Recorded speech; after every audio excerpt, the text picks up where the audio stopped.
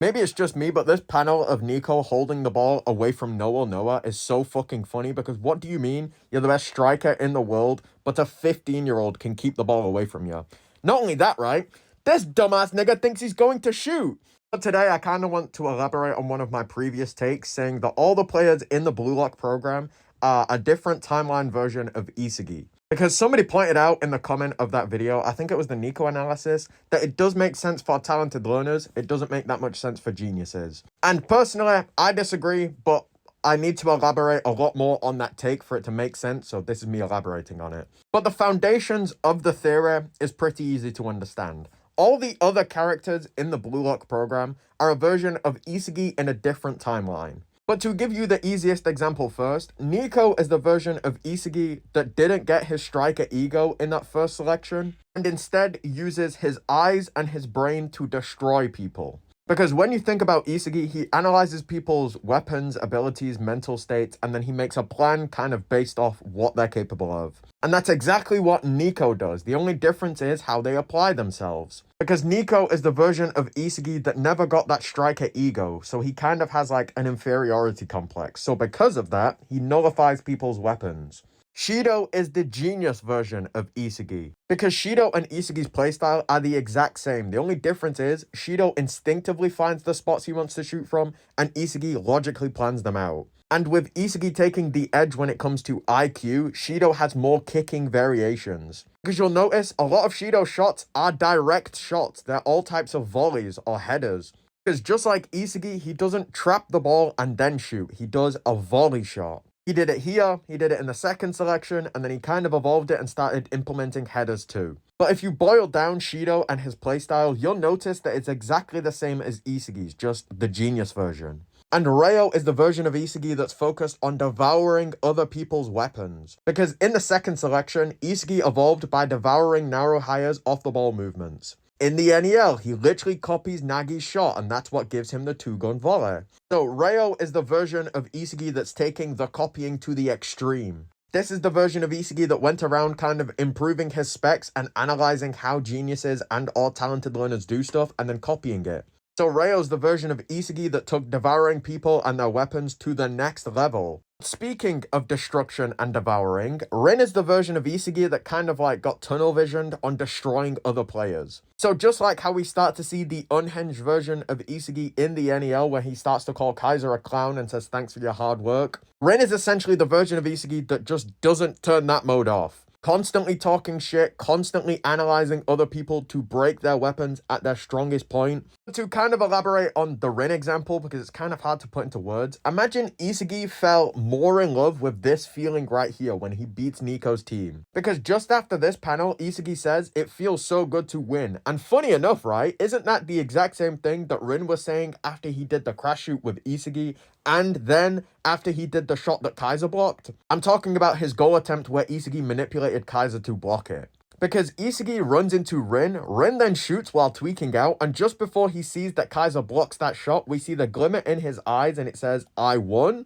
Continuing on with different timeline versions of Isagi, Baro is also a different timeline version of Isagi. I know that this take kind of seems stupid because to a degree, they're all trying to be strikers, so they're all obviously different versions of Isagi. But like, this makes sense, right? Like, you know where I'm coming from. Because Baro is the version of Isagi that just didn't have his ego sealed. He had that insane ego from the jump. Because one of the reasons why I love Baro so much is if you break him down, he's essentially just a talented learner that's just got a genius ego. Like, his genius status didn't give him some sort of like superpower compared to like Chigiri or Zantetsu or even Nagi to a degree. All his genius thing did for him was give him an insane, insatiable ego. Because all of his weapons are built off him training to do them. We're literally told that in the first selection, I'm pretty sure. He does rigorous training. He's dedicated to doing that training every single day. Because funny enough, that's the exact same advice that Noah gives to Isagi when Isagi's asking him, what can I do to improve? Noah says, is everything you're doing in pursuit of being the best? Is the first thing you do when you wake up in pursuit of being the best? And then Isagi's like, no.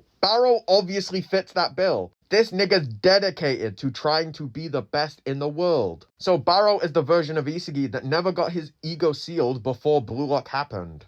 Because another person that also fits the bill of being a different timeline version of Isagi is Hiori. Because if you think about Hiyori's ego and his playstyle and how he thinks, it's Isagi as a midfielder. It's just that obviously if Isagi tried to apply himself now as a midfielder, he wouldn't be on Hiyori's level. But if he always applied himself at the very beginning of the story to be a midfielder, he would be like Hiori. He would have focused more on his passing and his passing accuracy. Because I imagine if Isagi was more focused on being a midfielder, his trial in the first half of the second selection would have improved his passing stat. So that would have made him Hiori. Because the only difference between Isagi and Hiori now is that they want to be the best in different roles. Because I imagine if Isagi was still Isagi but wanted to be a midfielder, he'd have the same ego that Hiori does. I don't mean the same ego that Hiori came to Blue Lock in, I mean the ego that he has to make the best in the world. Because if Isagi was a midfielder, just like Hiori, he would also want to disregard people that can't keep up with him. He would also want to be there to create the best in the world. Because maybe it's just me, but when I see Hiori and Isagi talking to each other, I'm just like, hey, that's Isagi and Bluehead Isagi. Because it also explains how they were able to do that reflex X reflex goal in the Ubers game without any practice. Because they think the same. And because they think the same, they can then think of what the other person's thinking of. Because if they were in that situation, they would have thought the same thing, if that makes sense.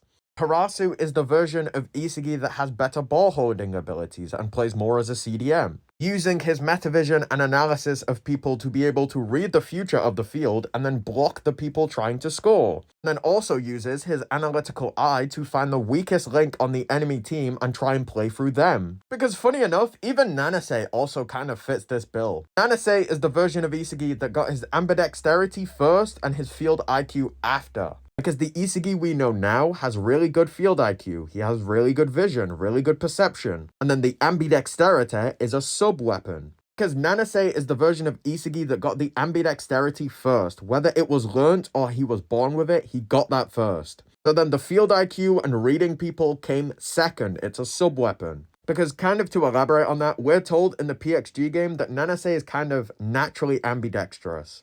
So then kind of taking that information and applying it to Nanase all through the story. In the third selection, he's struggling to kind of implement himself in the game, right? And then Isagi starts having trouble with Karasu because Karasu knows that he's the weakest link somehow when Nanase is on that team. So then Nanase evolves by reading Isagi and kind of helping him instead. Because he even goes on to say, out of all the people on the field, you were the easiest to understand, Isagi. So then I would say that Nanase is a talented learner, even though he might be naturally ambidextrous. Just because he said it was easier to read Isagi's movements compared to the other people, and Isagi is a talented learner. Because the other two people on that team, Shido and Rin, were geniuses. Because I'm going to make the argument that Nanase couldn't read Hiori because Hiori was technically too far above Nanase as a talented learner. Because I would even say that Hiori in that third selection game was better than Isagi up until Isagi scored that goal. So then, Nanase can't read Hiori because Hiori's 2 levels above him. He can read Isagi because Isagi's only 1 level above him. Does that make any sense? I'm just going to pretend like it does. And then, last but not least, I would say Otoya is the version of Isagi that took the off-the-ball movements to the max. I'm going to say this slow because I'm really fucking this up. He is the version of Isagi that devoured Naruhaya in the second selection and just kept improving that weapon. Because you could also make a case that Bachira is the dribbling version of Isagi because their egos of being freedom are the exact same. The only difference is Bachira's a genius, so he's being illogical. I imagine if Isagi was focused just on dribbling, he would be kind of what Bachira is now. Maybe not the personality, but definitely the style.